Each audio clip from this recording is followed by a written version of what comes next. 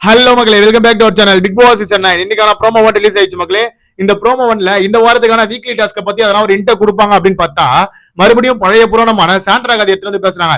இதுதான் முடிஞ்சு 2 வாரம் ஆச்சேடா, மறுபடியும் எதுக்குடா அதையே பேசினே இருக்கீங்க, எனக்கு புரியவே இல்ல. சாண்ட்ரா ஒரு பக்கம் உள்ள உட்காந்து திவ்யா கணேஷ் மேல தப்பு சொல்லிட்டு இருக்காங்களா, அதே மாதிரி வெளியே பிரஜன் போனார்ல, பிரஜனை வந்து திவ்யா கணேஷ் மேலதான் தப்பு சொல்றாப்ல. அது என்ன ஏதுன்றதெல்லாம் வந்து வேணா பாத்துலாமா? அதே முன்னாடி சேனல் புதுசா சப்ஸ்கிரைப் பண்ணிக்கோங்க, ஒரு லைக் பண்ணிட்டு பாத்தீங்கன்னா சேனல் நிறைய பேருக்கு சஜஸ்ட் ஆகும். வாங்க வீடியோ உள்ள போயிடலாம். ஃபர்ஸ்ட் எடுத்தோடனே சாண்ட்ரா காலையில எழுந்த உடனே விக்கல் சீக்கிரம் கிட்ட புலம்பிட்டு இருக்காங்க. அதாவது என்னை விட பிரஜன் கிட்ட க்ளோஸா இருந்தது திவ்யா. பிரஜன் வெளியே போனதுக்கு அப்புறம் நான் அதுல இருந்து வெளியவே வரல. அப்போ வந்து நான் உட்காந்து அழுதுட்டு இருக்கேன். அப்போ வந்து திவ்யா வந்து அந்த பெட்டி வந்துச்சா மக்களே, அந்த ட்ரெஸ் எல்லாம் எடுத்து வைக்கிறதுக்கான பெட்டி, அந்த ட்ரெஸ் எல்லாம் கொடுப்பாங்களா, அந்த பெட்டி வந்திருக்கு.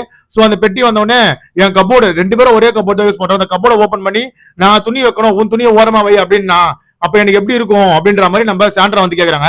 எனக்கு ஒரு விஷயம் தான் இங்க புரியல. அதாவது சாண்ட்ராவோட துணி மேல மடிச்சு வைக்கப்பட்டிருந்தது, அந்த துணி எடுத்து உள்ள வைக்கவா அப்படின்னு தான் நம்ம திவ்யா கணேஷ் கேட்டாங்க. பட் ஆனா சாண்ட்ரா இங்க திருச்சி பேசுறாங்க. நம்ம சாண்ட்ராக்கு என்ன ஆச்சுனே புரியல. நேத்து நைட்ல இருந்து ஓவரா வந்து ரியாக்ட் பண்ணிட்டு இருக்காங்க. நேத்து நைட் உள்ள அந்த கானா பாக்ஸ் போயிட்டு மக்களே, உள்ள வந்து படுக்காம வெளியே வந்து படுக்கிறாங்க. அதாவது வெளியனா எங்க, அந்த டோர் இருக்குல்ல, வெளியே போறதுக்கான டோர், அந்த டோர் அந்த ஒண்ணு உட்காந்துக்கிறாங்க, இல்லாத பக்கத்துல இருக்க சோபால வந்து படுத்துக்கிறாங்க. நேத்து நைட்டு ஃபுல்லா அங்கதான் இருந்தாங்க. ஓகேவா, நைட்டு ஃபுல்லானா ஒரு 1 மணி வரைக்கும் இருப்பாங்கன்னு வச்சுக்கோங்களேன். கானா போயிட்டு இருக்கு. கானா முடிஞ்சதுக்கு அப்புறமேட்டு வந்து நம்ம விஜய் பார்வதி எழுப்பி உள்ள கூப்பிட்டுறாங்க. கானா வினோத்தை போயிட்டு கூப்பிட்டாப்ல. ஓகேவா, அந்த இடத்துல வந்து விஜய் பார்வதிட்ட புலம்புறாங்க. நான் சொன்னா மட்டும் நான் கேட்டுருவா போறீங்க, என் ஒருத்தருக்காக இந்த வீடு ஒண்ணும் மாற போறது இல்ல, 12 பேர் என்ன சொல்றாங்களோ அதான் இந்த வீடு கேட்கும், என் ஒருத்தருக்காக ஒண்ணும் மாற போறது இல்ல, எனக்கு தூக்கம் வருது, நீங்க கத்திரியா இருந்தீங்கன்னா நான் எப்படி தூங்குறது அப்படின்ற மாதிரி அங்க ஒரு சீனா போட்டுட்டு இருக்காங்க. அதாவது உங்க ஒருத்தருக்காக தூக்கம் கெடுது அப்படின்றதுக்காக மட்டும் இந்த வீட்டுல எல்லாரும் பார்க்க முடியாது, அவங்க சந்தோஷத்தையும் பார்க்க வேண்டியதா இருக்கும். ஏன்னா எல்லாருமே வந்து ஒரு ஸ்டாண்ட் எடுக்கும்போது நீங்க மட்டும் தனியா ஒரு ஸ்டாண்ட் எடுப்பீங்க. இவங்களுக்கு என்னன்னா நைட்டு 10 மணிக்கு மேல எல்லாரும் தூங்கிடணும், யாரும் வந்து எதுவுமே பண்ணக்கூடாது. அதாவது இவங்க ஹஸ்பண்ட் வெளியே போயிட்டாராம், இவங்க ஹஸ்பண்ட் உள்ள இருக்கும்போது கானா பாக்ஸ்ல அவரும் உட்காந்து இருப்பாப்ல, இவங்கள வந்து ஒரு வாரம் உட்காந்தாங்க. அவர் வெளியே போயினால இப்ப உட்காந்து சீன் போட்டுட்டு இருக்காங்களே தவிர மத்தபடி வேற ஒண்ணுமே இல்ல மக்களே. சோ அதுக்கப்புறமே நிறைய விஷயங்களை தேடி பேசியிருந்தாங்களா. இந்த பக்கம் பிரஜன் வெளியே இருந்து பார்த்துட்டு திவ்யா கணேஷ் உங்களுக்காக அவ்வளவு சப்போர்ட் பண்ணிருந்தாங்க. ஓகேவா, சோ திவ்யா கணேஷ் நம்மளுக்கு பிடிக்கலனாலும் இந்த இடத்துல வந்து நம்ம சாண்ட்ராவும் பிரஜனும் வந்து திவ்யா கணேஷ் போட்டு அடி அடிக்கிறாங்க. இவங்க அடிக்கிற அடியிலேயே திவ்யா கணேஷ் சும்மாவே கப்பு வாங்கிட்டு போயிடுவாங்க போல, அந்த லெவல்ல தான் இருக்கு. ஏன்னா பிரஜன் வெளியே இருந்து பிரதர் கார்டுன்னு ஒண்ணு வச்சு நம்ம பிரஜனை வந்து வெளியே அமிச்சிட்டாங்கன்னா நம்ம இவங்க திவ்யா கணேஷ். எனக்கு புரியல, இந்த வீட்டுல men card, victim card, woman card, அதுக்கப்புறமேட்டு இந்த மாதிரி பிரதர் கார்டு, இன்னும் என்னெல்லாம் கார்டு வரும்னு தெரியல. ஏன்னா இந்த வீட்டுல எல்லா கார்டும் சொல்லிட்டாப்ல. அதான் பிரஜன் வெளியே இருந்து என்ன சொல்றேன்னா, என்ன யூஸ் பண்றாங்கன்னு தோணுது திவ்யா கணேஷ், என் பொண்டாட்டி சொல்றது கரெக்ட் தான். அதாவது நான் தான் கொஞ்சம் கேர்ஃபுல்லா விளையாடி இருக்கணும் போல, பிரதர் கார்டை யூஸ் பண்ணிட்டாங்க, நான் வந்து அதுல மாட்டினேன். ஏன்னா எனக்கு வெளியே தங்கச்சி அக்காலாம் இல்ல, பட் இவங்க கிட்ட நான் வந்து அந்த பாண்ட்ல பழகினேன். பட் ஆனா அதை வச்சு யூஸ் பண்ணி வெளியே அமிச்சிட்டாங்களோன்னு தோணுது. கண்டிப்பா வீட்டுல போனா கேள்வி கேட்பா அப்படின்றாப்ல. வீட்டுல வரும்போது ஒரு பெரிய சம்பவங்கள் இருக்கு, அவர் பொண்டாட்டி தான் சப்போர்ட் பண்ணுவாப்ல. ஏன்னா கண்டிப்பா எல்லாருமே தெரிஞ்ச விஷயம் தான் மக்களே. முதல்ல அவர் வெளியே வந்தோடனே இன்டர்வியூ கொடுக்கும் போதெல்லாம் அவங்க பொண்டாட்டி வந்து டாப் 5ல சொல்ல மாட்டாரு.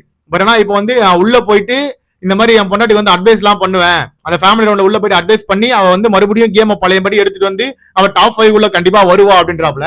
சோ ஓகே, உங்களுக்கு வந்து நீங்க தோத்துட்டு வெளியே வந்துட்டீங்க, ஒய்ஃப் ஜெயிக்கணும் நீங்க நினைக்கிறது நல்ல விஷயம். பட் ஆனா இன்னொருத்தர் எப்படி டவுன் பண்ணிட்டு நீங்க மேல வரணும்னு நினைக்கிறீங்க? உள்ள உங்க பொண்டாட்டி அவ்வளவு தூரம் வந்து பண்றாங்கல்ல, அதாவது ஓவரா சீன் போடுறாங்க. ஒரு லெவலுக்கு ஆக்ட் பண்ணும்போனா ஒரு லெவலுக்கு மேல போறாங்க ஆக்டிங்ல. இதனால அவங்களுக்கு சிம்பத்தி ஓட்டு கிரியேட் ஆயிட்டு இருக்கு. நம்ம சேனல்லயே வந்து நிறைய பேர் வந்து சாண்ட்ரா பக்கம் அப்படியே சாயறாங்க. அதாவது உண்மையா சொல்றேன், சாண்ட்ரா வந்து ஃபுல் அண்ட் ஃபுல் வந்து சிம்பத்தி கேம் தான் ஆடுறாங்க. ஓகேவா, சோ அதை நல்லா மனசுல வச்சுக்கோங்க. சாண்ட்ராவோட கேம் வேற லெவல் இருக்கு. ஃபர்ஸ்ட் வாரம் உள்ள வரும்போது நல்லா கேம் ஆடினாங்கன்னு சொன்னவங்க தான் நம்பலாம். அதுக்கப்புறம் போக அவங்களோட கேரக்டரே அதான் போல. ஓகேவா, பட் இப்போ அதை விட்டாங்க. இப்போ அப்படியே இன்னொரு விஷயத்துக்கு வந்துட்டாங்க, அழுது சீன் போட்டு அந்த ஒரு விஷயத்துக்கு வந்துட்டாங்க. ஓகேவா, சிம்பத்தி கார்டை கிரியேட் பண்றாங்க. சோ மக்களே உஷாரா இருந்து ஓட்டு போடுங்க, அவ்வளவுதான் என்னால சொல்ல முடியும். பட் சாண்ட்ரா வெளியே போனா நல்லது தான் எனக்கு தோணுது. ஏன்னா மெடிக்கல்ல அதாவது ஹெல்த் வைஸாவும் ரொம்ப வீக்கா இருக்காங்க. அதே மாதிரி வந்து ஒரு மாதிரி ஸ்டேஜுக்கு போயிட்டாங்க. ஓகேவா, ஃபுல் அண்ட் ஃபுல் வந்து அவரோட ட்ரெஸ் எடுத்துன்னு வந்து வச்சுன்னு சும்மா உட்காந்துன்னு அழுதுட்டு இருக்கிறது.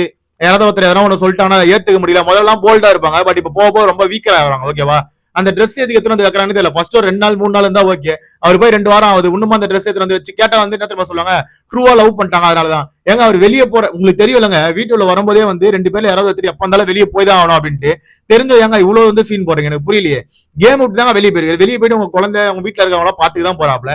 சோ அதை விட்டு ஓவரா சீன் போடுற மாதிரி இருக்கு எனக்கு. அது எப்படி போகுதுன்னு தெரியல மக்களே. உங்களோட கருத்துக்களை கீழே கமெண்ட் செக்ஷன்ல கமெண்ட் பண்ணுங்க. காலையிலே உட்காந்து ஒப்பாரி வைக்க ஆரம்பிச்சிட்டாங்க. காலையிலே நம்ம Amit Bhargav full and full வந்து சாண்ட்ராவை சப்போர்ட் பண்ணிட்டு இருக்காப்ல. இந்த பக்கம் வந்து விக்கல் சீக்கிரம் மண்டையை கழுவிட்டு இருக்காங்க.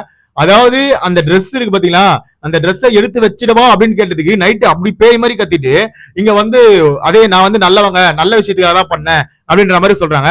உண்மையா என்ன தெரியுமா, நம்ம சாண்ட்ராக்கு வந்து திவ்யா கணேஷ் பிரஜன் கூட இருக்கிறது சுத்தமா பிடிக்கல. அதுதான் இங்க ஒரு விஷயம் ஓப்பனா சொல்லியிருப்பாங்க, என்னை விட க்ளோஸா வந்து திவ்யா கிட்ட இருந்தாரு அப்படின்ற மாதிரி. ஃபர்ஸ்ட்லாம் வந்த உடனே உங்களுக்காக தான் ஃபுல்லா நின்றுட்டு இருந்தாப்ல. அதுக்கப்புறம் விஜேஎஸ் வந்து கழுவி கழுவி ஊத்தனால தான் கப்பல்ஸ் கோல் அந்த கப்பல்ஸ் பிளே விளையாடாம தனியா வந்து கேம் பண்ணாப்ல. சோ அந்த டைம்ல தான் திவ்யா கணேஷ் கூட ஒரு 3 நாளோ 4 நாளா இருந்திருப்பாப்ல. அதுக்கே இவ்வளவு சீன் போடுறாங்க. மொத்தமாவே அவர் மாறிட்டு இருந்தா என்ன பண்ணிருப்பாங்கன்னு தெரியல. அதாவது கேமுக்காக சொல்றேன், கேம்ல தனியா தான் விளையாடி ஆகணும், ஒன்னா விளையாடுறதுனால தான் உங்களுக்கு இவ்வளவு தூரம் பிரச்சனை வருது.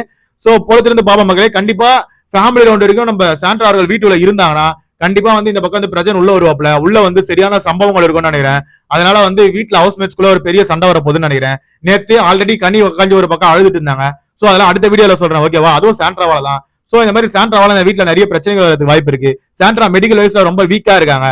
சோ பொறுத்து இருந்து பார்ப்போம். அதாவது இன்னைக்கு காலையிலே ஆரம்பிச்சாங்க, நேத்து நைட்டும் ஆரம்பிச்சாங்க, ஓகேவா? நேத்து நைட்டும் வந்து வெளியே போய் பார்த்தீங்கன்னா சிம்பத்தியை கிரியேட் பண்ணாங்க கானா பாக்ஸ் போயிட்டு இருக்கும்போது. இன்னைக்கு காலைல மறுபடியும் விக்கல் சுக்கிரம கூப்பிட்டு உட்காந்து பழைய விஷயங்கள்லாம் பேசிட்டு இருக்காங்க. இதை விட ஒரு ப்ரோமோ கிடைக்கல எனக்கு தோணுது. ஏன்னா இந்த வாரம் வீக்லி டாஸ்க் என்னன்றதான் இங்க எல்லாரும் வந்து அவரோட காத்துட்டு இருந்தோம். இந்த வாரம் வீக்லி டாஸ்க் என்னன்றதை இன்னும் சொல்லவே இல்லை. அடுத்த ப்ரோமோல ஏதாவது சொல்றாங்களான்னு பார்ப்போம். நான் லைவ் பார்த்துட்டு அது வரைக்கும் அப்டேட் பண்றேன். அது வரைக்கும் நம்ம சேனலை சப்ஸ்கிரைப் பண்ணி கூட இருக்க விலை தட்டி விட்டுங்க. அப்பதான் நம்ம போற வீடியோ எல்லாம் உடனே உடனே வந்து சேரும். Love you, bye, take care.